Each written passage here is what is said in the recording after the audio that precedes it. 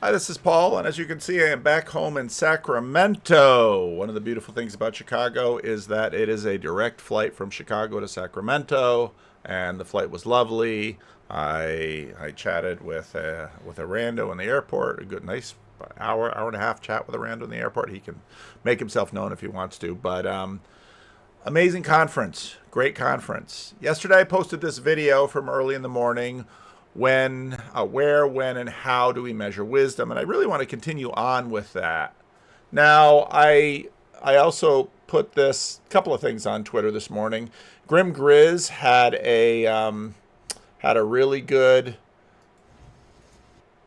Grim Grizz had a really good estuarily video with his, you know, how you have well, maybe I'll just read the tweet that I had. Let's see. Can I see the whole thing if I do this? Yes, I can. I found this little button, and that little button shows sort of the whole thing. Well, that's pretty cool. Look, I'm finding new things on Twitter as we go. You know how in managerial land conferences, you get these evaluation surveys to fill out after the event. I remember when I got back to North America, and Classis sends me to Willow Creek to learn seeker methodology and all that kind of stuff. And after the Willow Creek conference, you have these surveys, and you have to fill out these surveys, and it's going to help them improve. So you have these survey. Well, Grizz sort of takes that on himself and does a survey for us. And great feedback in that without any branding, because he just did it on his cell phone and uploaded it to his channel. So nice job, Grizz. I'll put the link to that below. I'm constantly mentally running, like or unlike an LLM, in my mind during this thing, thinking about many of the lessons Grim Grizz raises. Not criticizes the maker of Midwest Jury 2025. Sam Tiedemann and I were, in fact, doing this on some of our car rides, and I did it with many people. This is part of the reason I love the distributed, decentralized aspect of the event. Conference organizers build on each other's contributions, learning from what they've done. The size question still dominates my thinking with respect to this, and Rod Hare chimed in on that on a Midwestuary live stream. I really like the 12 or 24 person weekend format. I'm thinking about that in terms of Living Stones while we have a building to do it in.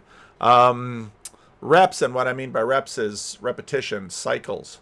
Doing the estuary protocol over and over and over sort of has a cumulative effect as the group sort of continues to gel and learn each other and get to know each other. These were the wonderful people that gathered at my sister's place in New England, and I probably won't have time to do that in the fall again, because they're really that's in a barn, and if it gets cold, you sort of freeze. So maybe I'll wait till spring to do one at her place.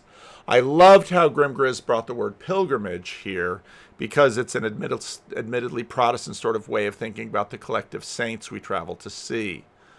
A huge challenge that I'm constantly thinking about is the economic sustainability and participation. We do the big events like this to introduce estuary to new people like Rod Hare. Rod Hare wrote a really wonderful piece on first thoughts after Midwestuary on his blog, and I'll put a link to that below. Estuary is incredibly difficult to explain, to invite people into. Large gatherings with celebrities do that fairly well. But there's an anti-celebrity aspect to estuary that I think Rod Hare really understands. Rod participated fully in the non-stage, non-celebrity groups, which I knew he would do because I've seen him to be for years through his writing. The person Rod Dreher is the best Rod Dreher. Sure, he's a great writer and blogger and celebrity, but he shines when the person shines through the formats. For deep introverts like Grim Grizz, figuring out format and setting is so deeply important. Estuary for extroverts is a playhouse. So many people all in one place. Scaling down to a dozen or 10 really helps the introverts. The execution of Midwestuary was incredible, given the fact that amateurs put these events together. Now, a sneaky secret for successfully doing a big conference is that it's marbled with pastors and church people. One person said to me, "I've been to so many conferences where the tech thing is always getting in the way." And that is because Protestant evangelicals at a certain scale have their tech dialed in because we do it every Sunday. As Jordan Greenhall said to Corey Cobell, symbolic world was for the orthos, estuary was for the prots. one of the RC's going to do one. Yeah, one of the RC's going to do it. They did a small one in D.C. with myself and Michael Martin and Spencer Clavin, and that was a good one. But yeah. So if you missed Midwestuary, Southwestuary is coming. Put a link below. Breakwater is coming in November. I still want to play with smaller events, 12 to 24 size events, for which Living Stones would be perfect. Stay tuned. I also, one more thing. The Estuary Weekend Retreat format also helps reduce the screen celebrity obstacle. People are normally sort of starstruck when they meet for the first time someone who's been a being of light, like Jonathan Peugeot notes, even from a small circle on YouTube. After you've spent a few hours together sitting in a circle with a hospitable space, sharing, talking, that unhelpful enchantment is dispelled and we can meet each other, often much more as we really are. I do think Rod Hare is right about size, but I think there's sort of a both and. I think we need different size events. I don't know if we'll go above sort of what Midwestuary did. But again, Nate Van Dennen on CRC Voices wrote a nice post from his notes because he came to Midwestuary. There were 3 pastors who really participated quite fully in Midwestuary: Nate Van Dennen, Kyle Hawk from the Wheaton CRC, and Pastor Matthew from the Faith CRC. He participated too, which was really good. So it really added some continuity to it. But I put a challenge on CRC Voices saying that, if Christian Reformed churches really want to step into this space, they might think about doing a conference and then figuring out the steps they need before they do a conference. And Neil mentioned that he's now gotten permission from his priest in his Catholic church to at least start an estuary meeting. So hopefully we'll see some other things. And so I wrote this, I got home late last night. Phone was ringing, messages were there. Early this morning, just kind of seeing my wife off to work, unpacking, getting some laundry ready, doing some of those things. And then as things started to go, where was I? I mentioned, I put this on Twitter. No, not delete. No, not that. This. Getting back from being gone a week, thousands of not-so-celebrity tasks. So there were lights to turn off at church. There were things that happened at church while I was gone that I usually take care of, and I wasn't here to take care of them. And I realized that I've been gone between my vacation and now this Midwestuary trip. I've been out of town for 4 of the last 6 weeks. And when you're out of town for 4 of the last 6 weeks, things start to sort of slide. Now,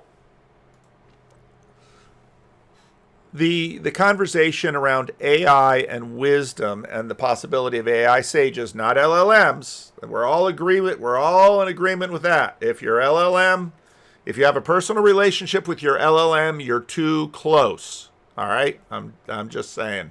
Not that you're going to take my advice, and we'll get into that in a minute.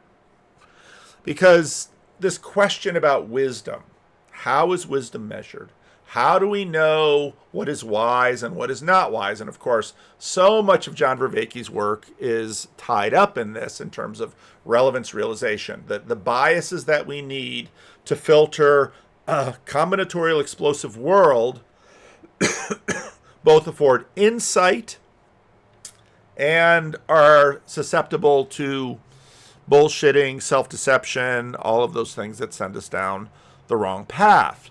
And so what we need is wisdom. And John Vervaeke also agrees that in the past, what religions afforded for people, and I don't know if I'll have to look in Awakening from the Meaning Crisis.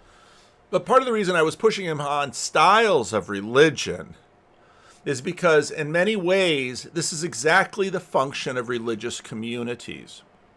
And there is, in many ways, sort of a Darwinian aspect between the rivalry and tension and competition between these religious communities. And one might imagine that the community that sort of continues to better approximate the Logos will be the community that sort of endures. Now, the problem is that we human beings live very short lives, and these religions live very long lives. And so it's within these religious communities. It's by submitting to these religions and their practices and their dogmas and their laws and their rules and all of these things that you actually gain the affordance of what these religions have to do. And again, there was a Brett and Heather video. I was not ready. I hit the wrong button. So I treated this video in the video that's entitled from 2 weeks ago, The Messy Social Influencer Religion is Beginning to Discover the Value of Presuppositional Faith. And what Brett and Heather notice... How murky the evidence gets. In fact, specifically because it is not an evidentiary question, right? Yep. You inherit a belief in something, or you adopt a belief in something, and that something is, by its very design, impervious to proof. Yep. And therefore, as, the world of certainty collapses around you, it still leaves you something in which you can be certain, and not something arbitrary, right? If you made up your own God and maintained a belief in it, it wouldn't be useful. In fact, it would mislead you as often as not. But if you take something that has been proven out over the course of thousands of years, then it at least retains some kind of reliable currency. It has a truth value that is maybe not measured in its description of the universe, but it is measured in its utility over very long periods of time. Yeah, it's tethered to humanity's past, such that not only has it therefore literally stood the test of time, but it has been with real human beings for generation after generation after generation across not just time but also space. And so, I mean, there's both therefore there is reality and value there, but there's the question of, oh my goodness, I don't even know if what we're seeing are real people. That this thing that you have faith in has been believed by real people whom you will never met because they are in the past, whom you will never meet because they are in the past, but they were real. Of that you can be sure. And there is value there that is unchanging. So that's part of the reason why these religions have afforded wisdom. Okay, and one of the questions that I provoked in this conversation was, to sort of, in some ways, play back a Brett Weinstein argument that he made way back with Peterson and Sam Harris at Vancouver, is Brett Weinstein says, yeah, but you have to use evidence from today in order to check or update the religious tradition that you inherit. And what you can see from Brett and Heather's argument here is that there's going to be opponent processing between evidence that comes in today and the religious tradition. And this is exactly what religious institutions and religious communities do. You can use an example like, don't have premarital sex, and the pill.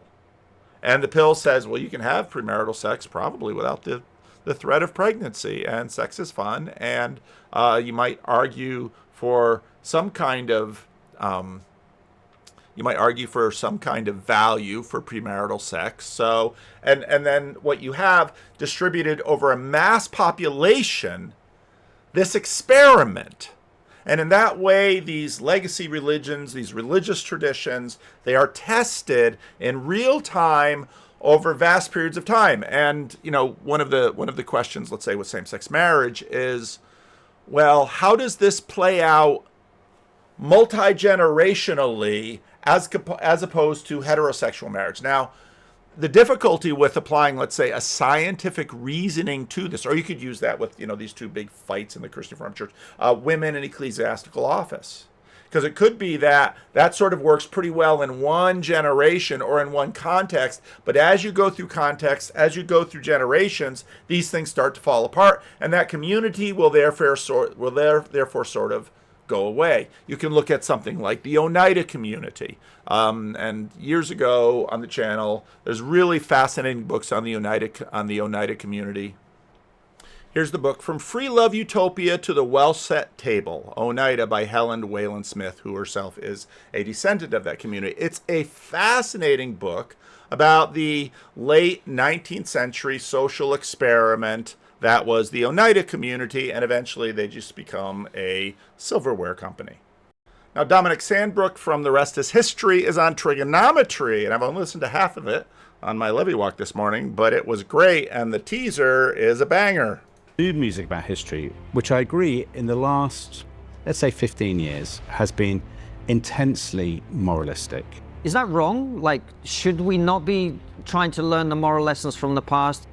The biggest killers were utopian idealists. They were people who believed in a better world.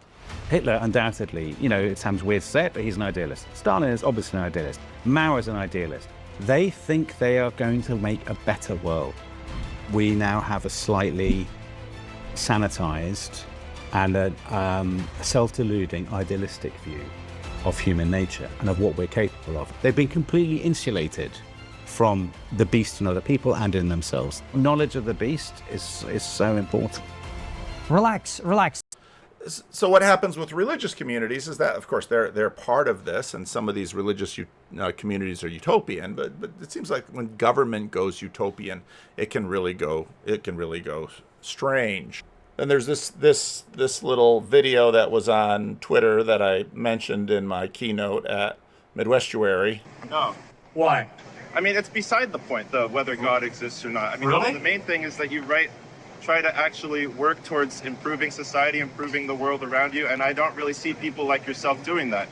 So you basically have this idea of progress, and you want this progress, and this progress is sort of the is the way to improve society. But when it comes to, okay, actually, how is the wisdom measured? And how is this wisdom deployed?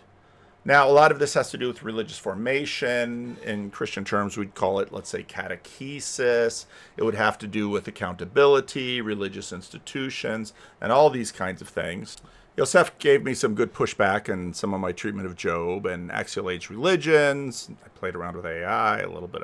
I wasn't relating to it, but again, using it sort of like a search engine, and because what it does is it, admittedly robs people who worked hard to put definitions in, and it just sort of blends them all together, maybe gives you a lousier thing. But, part of what happens, pre-axial age religions are local and tribal, this worldly focused, mythic and narrative, collective identity, anthropomorphic deities. Now, these things don't all go away. Transition to the axial age, urbanization, empire building, rise of individual consciousness, that's really important. Expanded literacy and analytical thinking. And then axial age religions tend to have transcendence and the beyond, rise of the individual, universal morality, rational and philosophical inquiry, and new religious figures. So part of the point that I was making is it's quite clear in Christianity, for example, and this is something which in secularization, like I said before, we might sort of just be flipping between two registers. Jesus says, don't store up for yourselves treasure on earth in the age of decay. He doesn't say that, but I add it. Where moth and rust consume, but heap up for yourself heaps in heaven, which isn't subject to the age of decay. And that leads to all sorts of motivation of Christians doing things that don't seem to produce obviously desirable results down here in the seculum. They, maybe you will be sexually chaste, even with birth control, just so that you honor your God. And again, someone who says, well, heaven is a load of BS. You have one life to live. You should just value things in this life. That might push you to do, well, let me be a functional hedonist. Let me be an Epicurean. Now, I don't want to push that too far because somebody will say, yeah, but the Epicureans, blah, blah, blah. Let me be a functional hedonist. Let me try to maximize what happens to me between 0 and 80. And again, someone might look at someone like Elon Musk and say, Elon Musk is a wise man. Why? Because Elon Musk has a lot of money, he has a lot of power, he has a lot of fame, he has a lot of children. These are the effects of here. And someone might say, oh, no, but, let's think about true happiness. Maybe the more prudent person who lives a little bit more cautiously but cultivates a wonderful relationship with one spouse or with a few children and has a job they enjoy. Maybe overall that person has a happier life, and maybe somehow you could let's say you could plant a little chip in us that continues to sort of measure positive brain activity versus negative brain activity, measures, let's say, cortisol in the blood, and versus, I don't know, cortisol is usually sort of the fight, flight, freeze mechanism. It's sort of the stress mechanism. And so let's say you're given a little meter on your smartphone, and that little meter helps you, think positive thoughts, and then the meter goes up. You can gamify it. The meter goes up. As your cortisol levels go down, your meter rewards you, and you could say, oh, if I can run my life, and really, whether you live 90 years or 30 years, does it really matter? Because if there's nothing before and nothing after, the extent of your time, and this is sort of the, I got a beard hair in my mouth, driving me crazy. The extent of your life, that extra 60 years, let's say, that you live, well, that might be foolish. So let's say that you want to maximize, childhood. Maybe the government should mandate children only be happy. And so you maximize the 5, 10, 15, 20, 30 years. Then once your health starts drop off, Logan's Run. Lots of sci-fi things have played with this. Because, well, it all matters as sort of this negative utilitarianism, or let's say utilitarianism. We want to maximize happiness, and let's say we find a way that we can sort of measure happy thoughts in the brain and send that to our smartphone, or measure cortisol levels in our blood and send that into our smartphone. And is that wisdom? With that little device and that little chip, would that be wisdom? Now, again, it depends on the frame of reference. Deciding not to have children might sort of keep your cortisol levels low and keep your brain feeling happy, having all of this childless sex, but it doesn't do anything for the next generation. And again, then you're sort of kind of like in a Brave New World scenario. So the question is, well, what is wisdom? And very quickly, when you ask what is wisdom, you have to ask questions about frame of reference. Okay.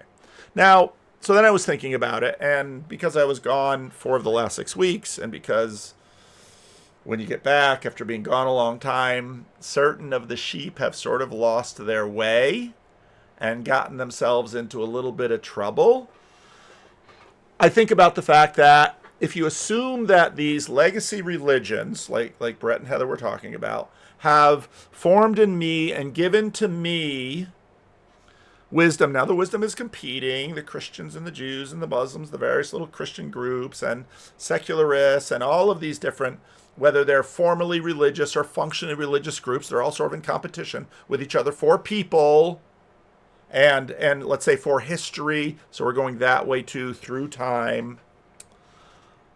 I am someone, as a pastor, whose job it is to help people with wisdom. Okay.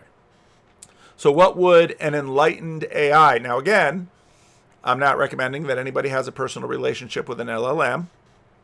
I think I'm not ready to not use an LLM as a search engine, but I can easily say to people, if you're developing a personal relationship with an LLM, you are in really dangerous territory. Yeah, I can say that pretty easily, because this is just complete. This just isn't going anywhere. And even Steve Skojec, when he wrote in his blog about his LLM therapist, that makes me concerned too.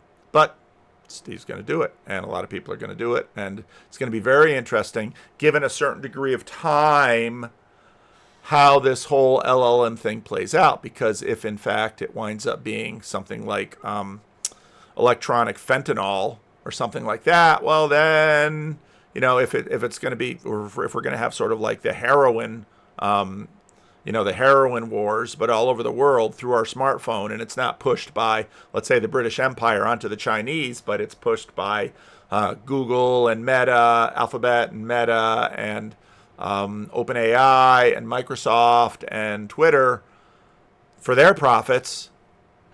Well, discuss that in the comments. Go ahead and do it. So then I thought, okay, well, let's imagine, okay, not an LLM, but let's imagine that they achieve an enlightened AI. All right. How would that be deployed? Well, Elon's trying to put a chip in our head. We know that. But let's just stick with the smartphone and how we see people already using LLMs as if they are enlightened LIs, asking LLMs for advice, which I think is a completely foolish and dangerous thing to do. But asking LLMs, and I would imagine corporations are asking LLMs for advice, And I think about the way this works between me and people. Let's say someone comes up to me. Now, these stories may or may not have historic precedences behind them, and identities will be left obscure to protect the people who have found themselves in trouble. But let's imagine someone comes to me and says, "Pastor, I have a new girlfriend." I said, "Do you really?" "Yeah, the strangest thing happened. I opened my phone and I got this text from a number that I didn't have, and the text said something like, well, I found this text I found this number in my book, but I don't know who you are. Who are you?" And I thought, oh, that's kind of funny. So I said, "Well, I am Fulano of Sacramento, and who are you?" And then at this point, they've done enough research to figure out that, let's say, you're a man of a certain age, and you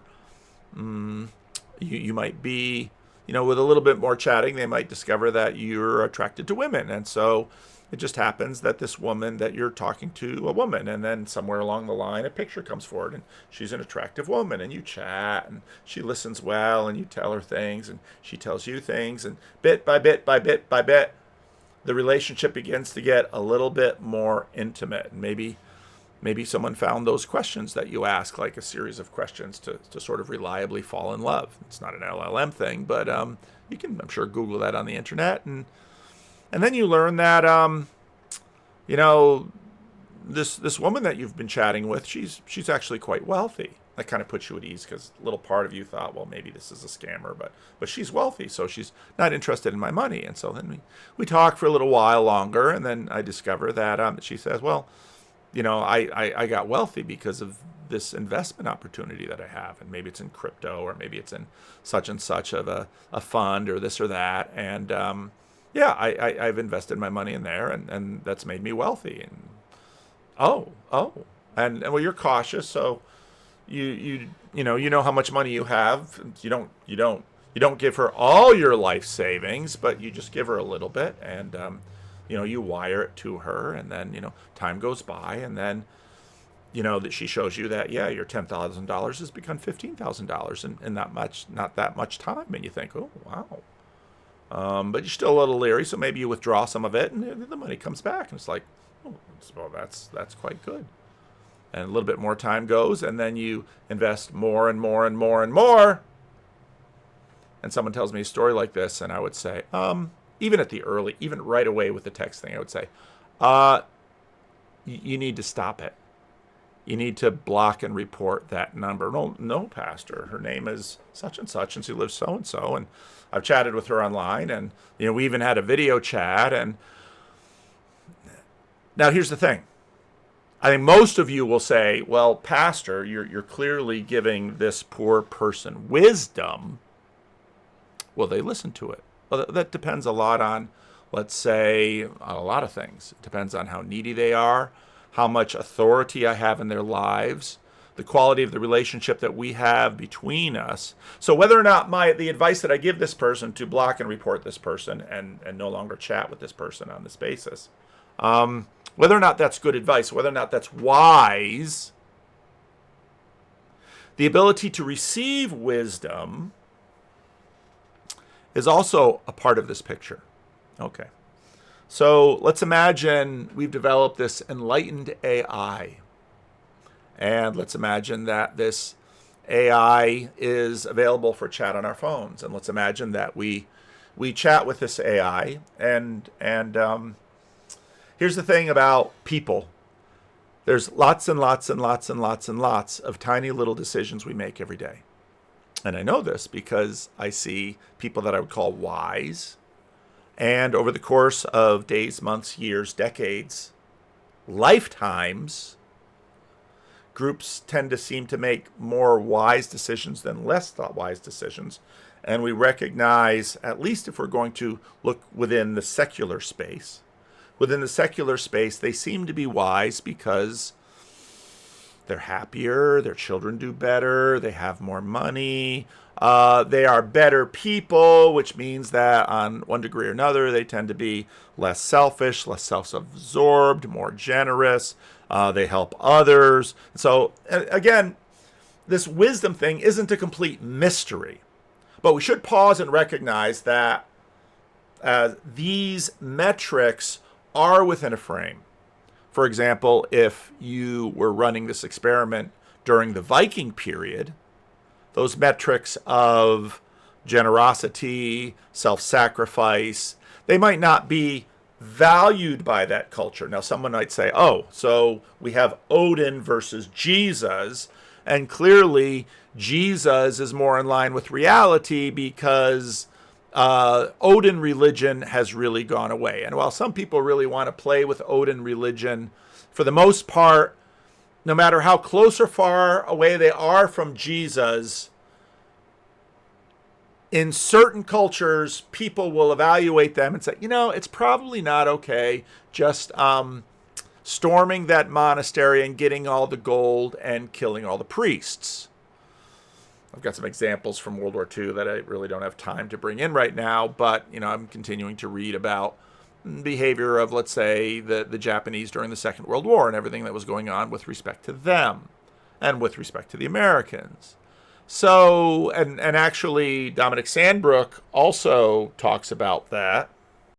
Now it's happening already here. I'm using another LLM. Well, why am I using it? Because this LLM scrapes the transcript, and while I can usually do a keyword search using the way that I've done it for a long time, I can, with this LLM, it works a lot faster than the keyword search because often I might not remember the keyword exactly, and the transcript isn't perfect, so it might not even record the keyword. I remember one video because the person in it very clearly said shit. And so I searched for shit and the keyword and it didn't come up. It was still in the video, but it didn't come up. And, did the transcript decide it wasn't going to put the word shit into the transcript because that's a naughty word? I don't know.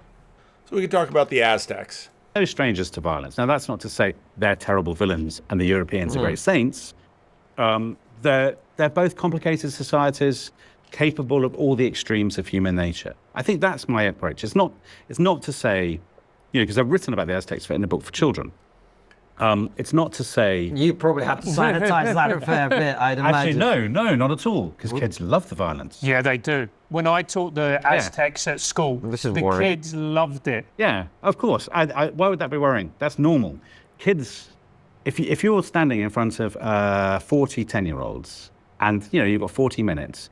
If you're not careful, they will be very bored very quickly. And the best way to keep them interested is to, every few minutes, punctuate it with somebody having his heart ripped out, or Henry VIII having an enema, or any of these kinds of details. These kind of grim, gory details that stick in kids' minds. They love it. Yeah. They love it. Of course, they love it because people are fascinated. Right. In many ways, kids are human beings at their most unseasoned, well, in not many ways, that are very obviously, they're most raw and unseasoned, right? And kids are why do kids love gladiators? They're not really interested in Roman baths or in Roman law codes. What they like is the Colosseum and basically people, gouging each other's eyes out and whatnot. Because kids, like all of us, they're kind of voyeurs when they look at history and they love the extremes. I think that's completely normal and natural and I'm not saying we should completely pander to it and sink into the kind of pornography of violence when we talk about history, but it's self-deluding,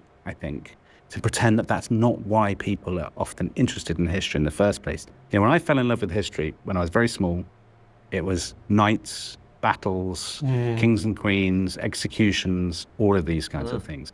If you had said to me, no, actually, little Dominic, age 7 or something, it's much better for you to learn about the suffragettes and the struggle for equal rights and all of these kinds of things. How many people are really going to be that enthusiastic about history? That's not to completely dismiss those subjects and say don't do them later on, but what gets you into history is narrative conflict. Imagine. Up. I don't want to. I didn't have any talk about the cutting off of ears. Well, even in my World War II book, I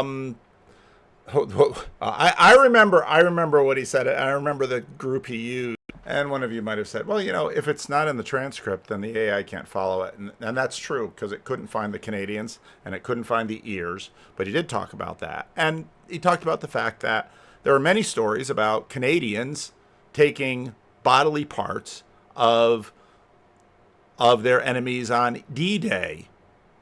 And the reason he picked on Canadians is because, let's say, you could say, Americans did it. Oh, that's because it's the Americans. Well, the British did it. Oh, that's because they're imperialist. But Canadians, everybody loves the Canadians. This isn't true either. I know plenty of Canadians. And plenty of Canadians that I imagine, if they were in fact storming the beaches of Normandy, they very well might take an ear as a trophy. But this became a part of what was happening in the Pacific too, where it's a fairly natural thing for mutilation, and then you can get into Native American wars with the Native Americans. The Navajo would mutilate their enemies because they didn't want their enemies, because of their ideas about the afterlife, they didn't want their enemies hunting them down in the afterlife. And so if they would chop off their genitals and chop off their hands and chop off their arms and chop off their legs, at least in Navajo idea, that mutilation would go then into the afterlife, and therefore, it's easier to run away from your enemy in the afterlife when they don't have 2 feet because you chopped one off after you killed them down here below. So, but again, the point is that all of these cultures have wisdom, and the idea, let's say, well, let's imagine that there's somehow some kind of Darwinian progress that over time, the truest religions will emerge over time. Is that true? You could have a big debate about Christian eschatology and the relationship with that. But the point is that all of these cultures, all of these frames, all of these religions have their own metric of wisdom and also their own ways of deploying this wisdom. Clearly, many religions and kinship communities and political communities had ways of enforcing norms and dogmas and things like that in the past. And sometimes that enforcement was serious.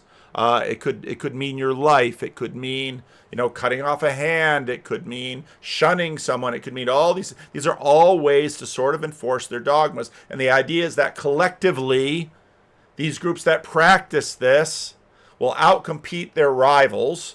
And this would be done on many, many levels, not just one.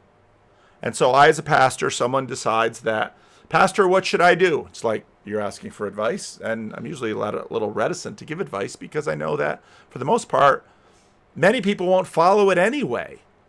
And the truth is that if I give them advice and I tell them what to do, and the small chance that they actually do it, and it turns out badly, they'll be like, see, that's what happened to you. Now, we see this massively in terms of deconstruction, because people are, well, this is what my religion told me to do. And so my religion told me to do this. My religion told me to be chaste. My religion told me to be sexually pure. My religion told me to be a good person and stay home on Sundays. My religion told me to not go out and meet strangers. My religion told me to save my pennies and not take big risk. And then the pastor of the church ran away with the organist, and I couldn't believe the religion anymore because the leaders are untrustworthy. Therefore, I decided to start sleeping with lots of people and spending my money in different ways, and I've never had a better time. See? The hedonist gave good advice and the pastor gave bad advice. Until, of course, maybe that hedonism doesn't work out so well. Maybe it does work out so well. But again, you've just got one figure, and you're actually dealing with communities of people. So again, the practiced deployment and application of wisdom among large groups over large periods of time will be different from doing this yourself. And so then I think about, well, where's the possible thumbnail for the video and a possible title? Pastor Paul versus the Enlightened AI Wisdom Diamond. Now, I think part of the reason LLMs are so dangerous is that, well, pastors are all over the place, and we don't really trust pastors, but we trust science.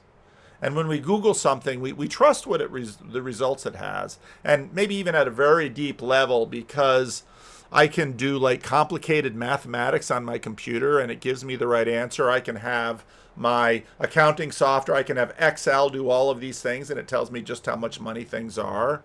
I can have it calculate what a car is going to cost and what the monthly payments are. The computer seems really smart. So that when I go to the wisdom diamond, and maybe I'll implant a chip in my head so that maybe I can say, well, should I have Fruit Loops for breakfast or a sensible breakfast of eggs and bacon, or should it be oatmeal? And maybe the AI Wisdom Diamond is going to say, eat the oatmeal, depending on, is it a vegan? Eat the eggs and bacon. Oh, it's a carnivore. Or eat the Fruit Loops. You're going to die of cancer anyway. You might as well enjoy the Fruit Loops now. In some ways, this potentially AI Wisdom Diamond is, and if you go through, and Jonathan gave a great one too, but John gave, I think, one of his best sort of speeches at Midwestern. He really did very, very well, I thought. But he also makes the point that, with Gödel and that argument that he makes, you can't know everything. And the AI Wisdom Diamond doesn't know everything. And at least with religions, their enlightened beings do have revelation. Maybe they know everything. Let's say Jesus, knows everything. They have the God's eye view. Can the AI Wisdom Diamond have a better view? Now, what's really interesting is when I think about me competing with that, and let's say we take it won't come as any surprise to you that in my estimation,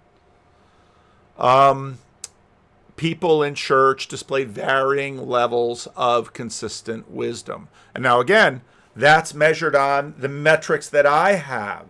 And generally speaking, if I look at a family and financially they seem to be doing well, they're holding down jobs, they're faithful to each other, they're good parents, they're loving children, the children are thriving. Again, and these are all metrics that, generally speaking, broad groups of people will look like. Now, again, the Vikings might say, well, the daughters are all slaves in the household and the boys are beating up on the clan next door. That's the kind of Viking we want. Okay, yeah, different measures. We talked about that.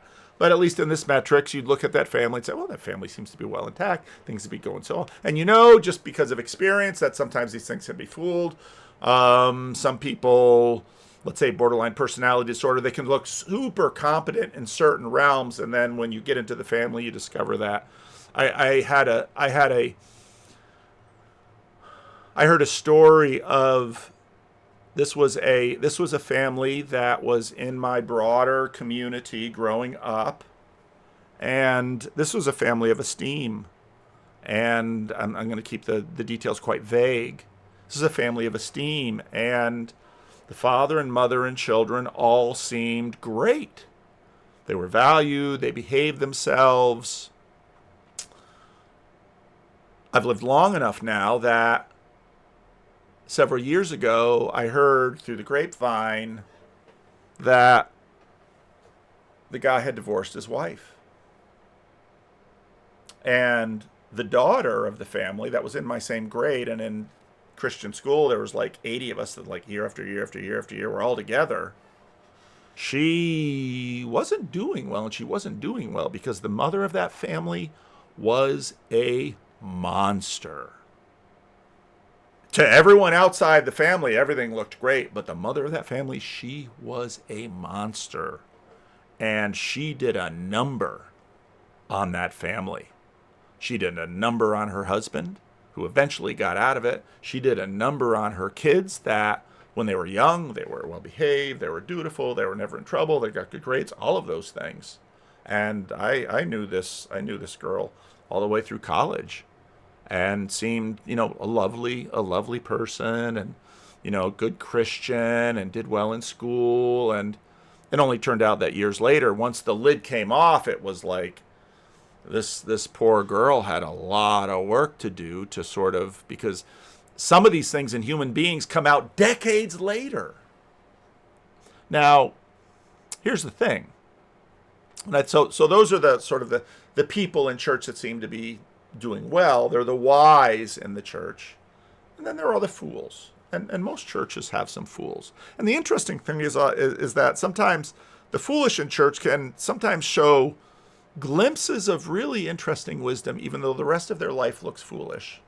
And the wise in church can show consistent, great wisdom that seems to produce fruits in their context that you're looking for. And then there's an element that you see, there's a foolish element that sort of derides it. Built into me, not coming into me through, let's say, rote study of books directly, is wisdom that was passed down from my father and my mother, that was given to them from their parents. This intergenerational wisdom, these biases. Again, Vervaeke's so good on this relevance realization that is built into me by watching my parents and my parents watching their parents and all of them sort of watching. And again, within my life, all within this Christian Reformed silo, all within, so nested and nested and nested and nested. And of course, the biases and the enlightened portions are often sort of two sides of a coin sometimes. And so when I'm gone for a lot of weeks and somebody more on the foolish end, sometimes for things that are beyond their control, gets themselves into trouble,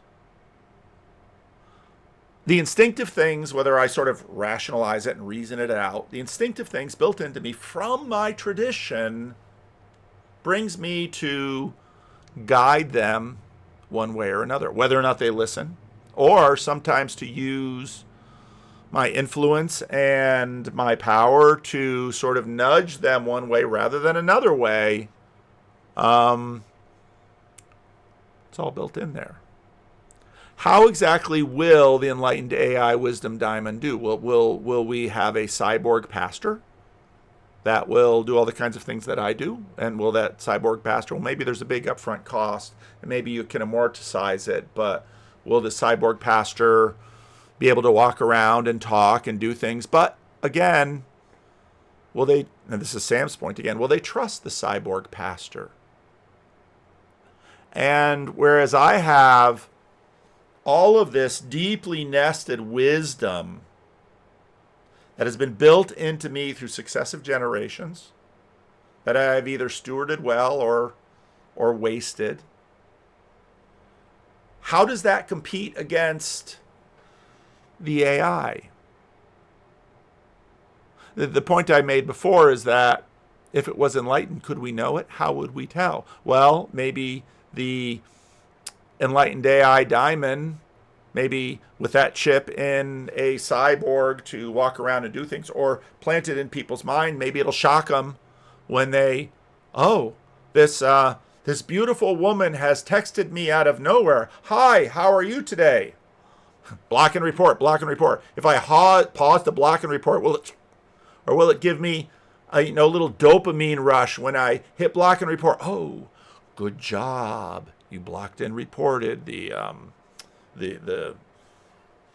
messaging fraudsters. And Maybe by then it will know, should I eat bacon and eggs? Should I eat oatmeal? Should I eat Fruit Loops? And it'll give me a little dopamine surge to do that.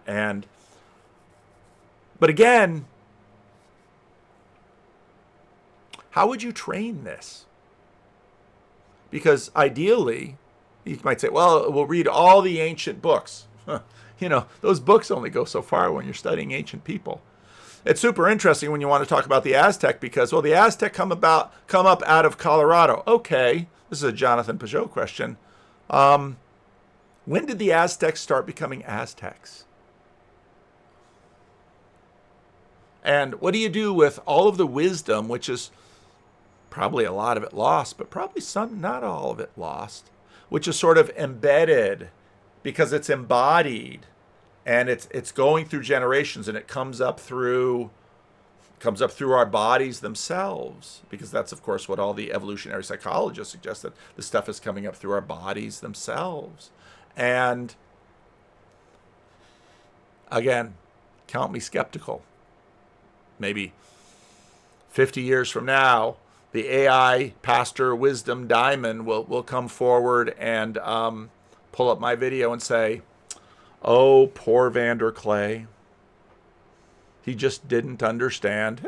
Maybe I don't. That instinct is also put in to me from my father and my grandfather and all through the successive generations. But I think about what I do with someone and they're in trouble, and I go to them and I listen to them. And again, pastorally, you don't give that much advice. Different pastors are different on that. But I tend to wait and I listen and I usually ask questions and I usually sort of, because to just tell them what to do, there are times, I remember a situation when someone was, they were having a family meltdown. They call me. Somebody in that family really needed to go to AA, and someone in that family really needed to go to Al-Anon. And it was sort of an open secret. And I remember we came to visit one of the people that we could talk to, and the other one came into the room and just started talking foolishness. And I directly told that person, go up to your room. And this person was 15 years older than I am, and they listened and they went. And that's because of their formation, because they had grown up in the church. And I came, even though at that point I was a lot younger than I am now, I came with the authority of a pastor, and I simply gave them a direct command, and they went and did it. It was sort of like a Jedi mind trick. That's very unusual. Most time people will they want to debate me, or they'll be defensive, or they'll argue with me, and that's part of the reason why you're very careful with sort of direct advice. But I wonder, okay, chat, AI, enlightened AI, what should I eat for breakfast? What should I do after breakfast?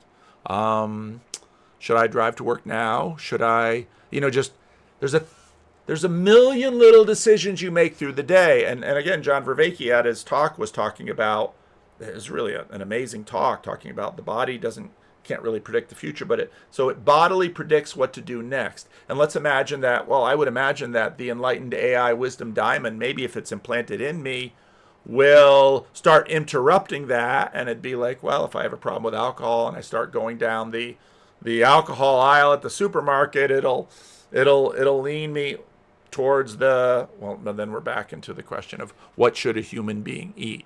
Is it oatmeal or bacon and eggs or Fruit Loops? How does it know? And here's the thing about being old enough. I've had my same doctor now for 20 years. He's a great doctor. I really like my doctor. The advice he gave me on what to eat 20 years ago is different from the advice he gives me now. Now I think, that's a pretty good doctor. He's paying attention, and he and I are pretty much aligned on a whole bunch of things. So that's good. He actually has on his wall a certificate from a Christian Doctors Society, which we've never discussed his personal beliefs, but it's right there on his wall. So I know at least at one point in his life he was a Christian. But he, treats me according to the science and the data and all those kind of things too. So again, I'm skeptical, and I'm really skeptical because of how I see wisdom cultivated and deployed in these religious communities. Now, John Vervaeke is very right that they've been disrupted. And Brett Weinstein, Brett and Heather are also right that contexts have changed. And so in many ways, they've been stressed. And the issue of pluralism is really important because let's say I have a whole bunch of wisdom to rise to the top of the hierarchy in the Aztec or Viking context, which isn't considered wisdom. In fact, it's considered immoral in a context that has been deeply impacted globally by the way Christianity is soaked into secularism. But if I'm an Aztec and a Viking, that might be a good strategy to follow those immoral wisdom ideas, because if I rise to the top of the Viking hierarchy, well, then maybe I can have many wives, and I can eat better, and I can subjugate the people around me and have them do my bidding. And maybe if I'm a good ruler, my clan and the Viking horde will outcompete the other clans. Or someone might say, oh no, maybe in fact you should be a Christian in there because you're going to... The show Vikings had this this Christian slave who was taken as a slave, and the Viking warlord liked that slave, and he was listening to it. And part of the interesting thing about Vikings is they're sort of playing on why on earth would a religion where the founder loses to the bloodthirsty state, just in many ways, I think because our imaginations are sort of formed by these Darwinian presuppositions about the strong eat the weak, you would imagine that Christianity would have died like very early and very quickly instead of triumphing. And it triumphed over the Romans, and then it triumphed over the Vikings. And you would think, well, that's really weird.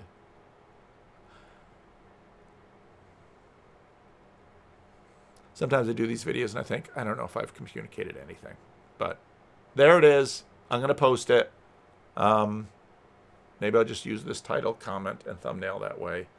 My wife is home from work and she's like, you've been gone for a week. Let's do something. It's like, all right, let's do something. And so for me to do something with my wife, this video must end. Leave a comment.